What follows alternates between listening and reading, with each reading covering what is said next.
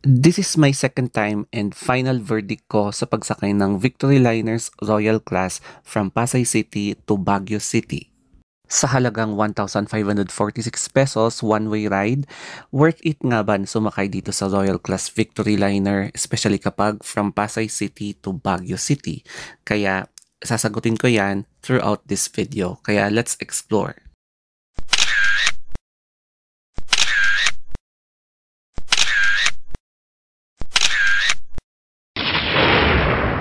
Kakalapag lang namin from NAIA Terminal 3 at buti na lang merong P2P bus from NAIA Terminal 3 hanggang sa Victory Pasay papunta sa Baguio. So buti na lang madaling araw at hindi siya traffic.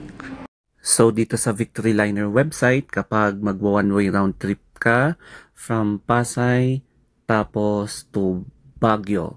So ang isa-search natin is for example ngayong Saturday, and then tignan natin yung mga available seats.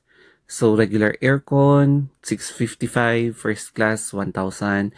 And dito, Royal Class, 2:15 a.m., 1,546 pesos. Tapos may deluxe naman, 766. So, yan yung price ng binook namin. Upon presenting my online booking, pinakita ng staff yung mga available seats. So, nung kinonfirm ko, ayan, ang kapansin-pansin kay ate is yung kanyang kuko. O, di ba? Ang social ni ate.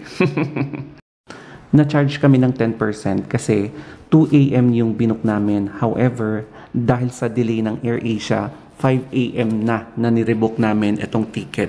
So, no choice, talaga nagbayad kami ng 10%. Marami na naman ang tatas ang kilay sa akin. Pero syempre, may nagbayad kaya of course, i-grab na natin. Nakarating na kami dito sa Victory Liner at around mga pasadong 3 a.m.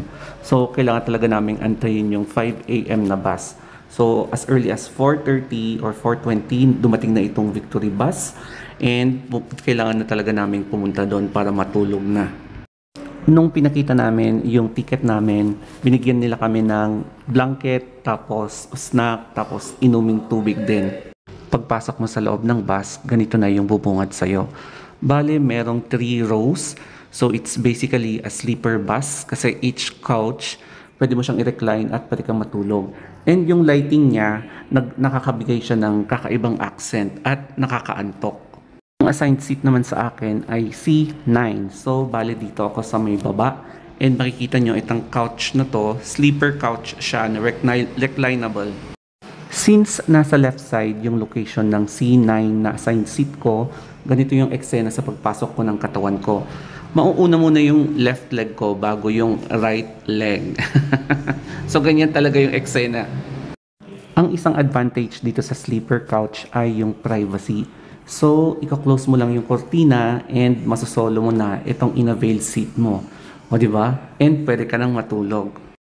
Lamigin nga pala akong tao, kaya every time na sumasakay ako ng bus, ino-off ko yung mga aircon katulad nito. Kapag sasakay ka ng Royal Class, meron talagang ibibigay sa inyo na freebies. So, ang una is etong 300 ml na drinking water bottle. Tapos, yung isang binigay sa amin is etong blanket. And yes, sa amin na po itong blanket and hindi na namin kailangang ibalik pa. Pagtripan naman natin itong kanilang ilaw. So, tinest ko lang naman siya and gumagana naman. So, ito yung lighting nila. Aside from yung blue na accent, white yung color ng lighting na to. Sobrang plus point sa akin kapag merong functioning, gumagana na charging port ang isang bus o kaya airplane o kaya kahit na anong sasakyan ko. Kasi nga, nagbi-video ako, nagpi-picture, so madaling ma-drain yung battery ko. So, kailangan talaga natin mag-charge. Ito nga pala yung kanilang free snack. Itong Angel's Mini Pizza. Tapos, mainit pa siya nung binigay sa amin. So, syempre, pinainit siya and kailangan ko talagang kainin bago siya lumamig. And kailangan ko din mabusog kasi madali akong antukin kapag nabusog ako. So, let's eat. And this is already my breakfast kasi 4 a.m. na in the morning and kailangan na natin matulog after. So, wala pa yatang gumagamit sa CR, kaya kailangan nating unahan lahat. So, ito nga pala yung kanilang mobile comfort room. With complete amenities, may bowl, may sink, mayroon siyang bidet, tapos lalagyan ng tissue or sabon, and then may ilaw, syempre may aircon na rin, tapos ayan, may salamin, pwede kang mag-selfie dito. So, as a courtesy, the next, clean as you go. Yan. So, yan yung soap dispenser, yan yung sink, tapos lahat kompleto. Kaya, comfortable ako nung ginamit ko to, and medyo may space siya. Siguro dahil sa location niya, and may functioning na water faucet. And yes, medyo malawak tong CR na to as compared sa first class o kaya sa deluxe. So basically, medyo hindi ako nasikipan sa CR nila. After a few minutes, mukhang nag-eepekto na yung kinain ko kasi umakyat na yung glucose sa brain ko kaya inaantok na. Bale, nirecline ko na yung upuan ko at sinuot ko yung seatbelt, and it is now about time na matulog. So nagpapaantok ako dito, and I hope na makatulog ako pagdating ko sa Baguio. So dito na kami sa may bandang Skyway, and patungo na kami sa may NLEX. After around 2 hours, na-realize ko na dito na kami sa bandang TPLEX if I'm not mistaken, and happy ako kasi nakatulog ako ng 2 oras. Naidlip lang ako ng konti, biglang paggising ko, nandito na kami sa Pugulaon yun. So dito na kami sa may Marcos Highway, kaya paakyat na yung bus. A few moments later, kitang-kita ko na ang Baguio. So currently, nandito na kami sa bandang Badiwan, Tuba, Benguet.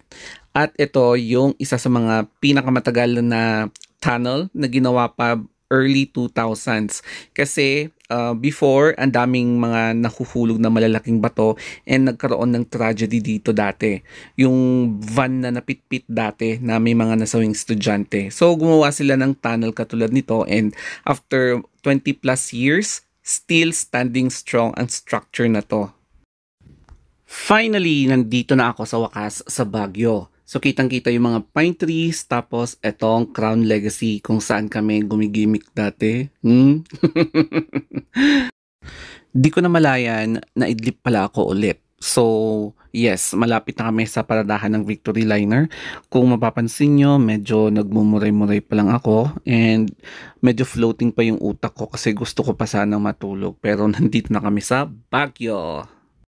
So our trip has ended, and it took us 4 hours from Pasay to Baguio. So ganito nga pala yung makikita nyo kapag maliwanag na. So yung loob ng bus may accent pa rin. Tapos it is like 8:30 to 9-ish. So nag-goodbye na rin yung stewardess, and nandito na ako sa Baguio. Ito na yung final verdict after my second ride dito sa Victory Royal Class. So practicality wise, medyo mabigat yung 1.5 no, from Baguio to Pasay or vice versa. Pero meron din namang mga budget friendly such as yung deluxe tsaka yung first class. Pero yung Royal Class kasi, you are paying for the privilege such as yung privacy tsaka yung iba pang mga perks. Pero bago kami uuwi, kumain muna kami dito sa Jollibee. So, ayan yung mga kakainin namin. And marami na naman akong kakainin. Ay, sa wakas, pauwi na kami from Baguio to La Trinidad. And buti na lang, hindi kami iikot sa Longlong. O diba, sa highway kami dadaan. And after a few moments, ay, nakabalik na naman ako sa napakagulo kong kwarto. Ayan. So, sa wakas, I'm home safely. Tapos, ganito pa yung bubungad sa'yo, nagfa-fog dito sa bahay. O, di ba? As in, zero visibility na fog. So, ganyan ang eksena dito, especially kapag mga 11 a.m. onwards. So, syempre, i-enjoy natin ang fog kasi na-miss natin. And, ganyan siya. As in, zero visibility. So, I hope nag-enjoy kayo dito sa ating Victory Liner Royal Class trip. Kaya, kung nagustuhan niyo yung mga videos ko, mag-follow lang kayo o kaya mag-subscribe. So, goodbye! Mwah mwah!